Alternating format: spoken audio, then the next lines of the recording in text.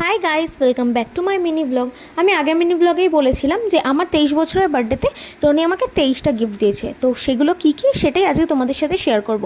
প্রথমেই বক্স থেকে বেরোলো একটা স্লিং ব্যাগ, দেন বেরোলো একটা বিউটি ব্লেন্ডারের সেট, তারপরে নেল পলিশ শুকনো করার যে ইউভি লাইট সেটার একটা, তারপরে বেরোলো রেনের পারফিউম, তারপরে একটা বেলাভিটার পারফিউম, তারপরে বক্স থেকে বেরোলো একটা স্লিপার, দেন বেরোলো এস লাইট, এস ফর স্মৃতি অবভিয়াসলি।